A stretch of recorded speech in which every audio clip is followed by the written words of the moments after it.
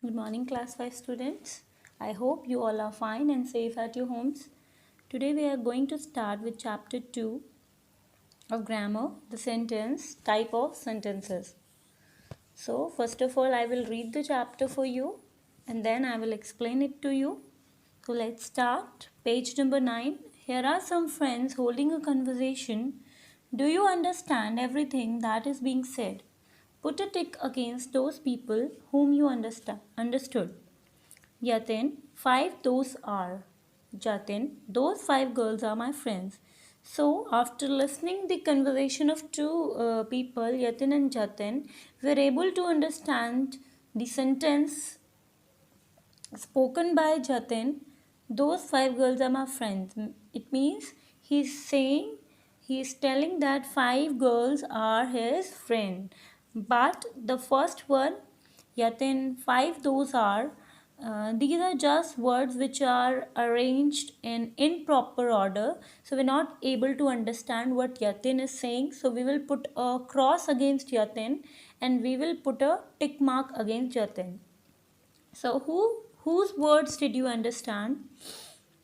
Yes, Jatin's, isn't it? Why? It is because Yatin just put together an incomplete group of words, but Jatin put together a group of words that make sense. Now let us look at another pair of friends. Nana, want I ice cream, and Bina, I want an ice cream. So here also we are able to understand Bina's conversation, Bina's sentence. She's saying, I want an ice cream. It means she want ice cream.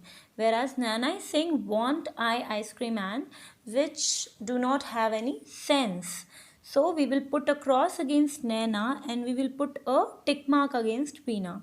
Nana and Bina use the same words, but we could understand what Bina said, couldn't we? Why? That is because Bina said the words in the correct order. So, for making a sentence, the words which you are using should be in a proper sequence, proper order. Now, let us meet another pair of friends. Eva, my father has bought me a pet dog. So, Eva is saying that her father has bought a pet dog for her. So this sentence is correct. We are able to understand what Eva is saying. Billy, my uncle gifted me a pet dog last summer when I had gone to his house in Jaipur for vacation. So here also Billy is saying that his uncle had gifted a pet dog to him when he went to his house last summer. So both of the sentences are correct because we are able to understand them and they are put in a correct order. Though Billy's sentence is little longer, but it doesn't matter. The order sequence should be correct.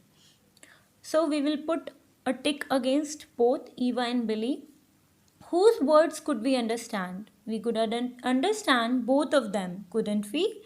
Eva spoke a short sentence while Billy's sentence was very long. This shows us that there is no limit to the number of words in a sentence. Page number 10. Remember, a sentence is a group of words that makes complete sense. It must have words placed in the correct order. It begins with a capital letter. It ends with a full stop, question mark, or an exclamation mark.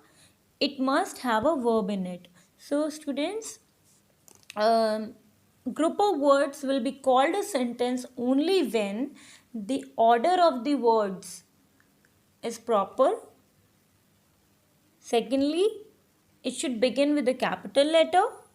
Next, it should end with a full stop, exclamation mark, or a question mark. And it should have a verb in it. So, A part, rearrange the following group of words to form meaningful sentences. So, you can see students, different words are given here in 7 parts. You have to arrange these words to make a sentence, a meaningful sentence. First one, I have done it for you. Let's do it. I read newspaper in the thief been nabbed had the that. So the correct order of the words will be, I read in the newspaper that the thief had been nabbed. So rest of the 6 parts you have to do it yourself, which we will discuss in the next class. Now that we've learned what a sentence is, let us find out more. There are 4 types of sentences. So students, basically we have 4 types of sentences. First one is assertive sentence, second is interrogative, third is exclamatory, and fourth is imperative. So today I am going to explain you the first part, that is assertive, or we also call it declarative sentence. So let's read.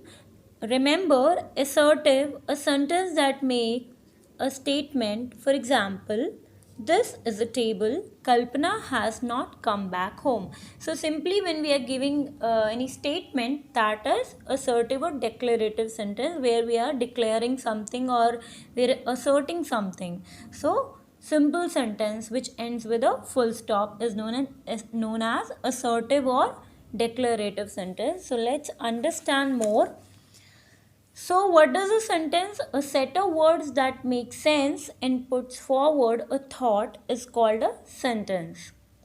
We use sentences when we speak, read, or write. Whenever you speak or you write or you read, you always use sentence. So students, there are 4 types of sentences: assertive, interrogative, exclamatory, and imperative. Let's learn what an assertive sentence is. Assertive sentence is a sentence that asserts or declares something is called an assertive or declarative sentence.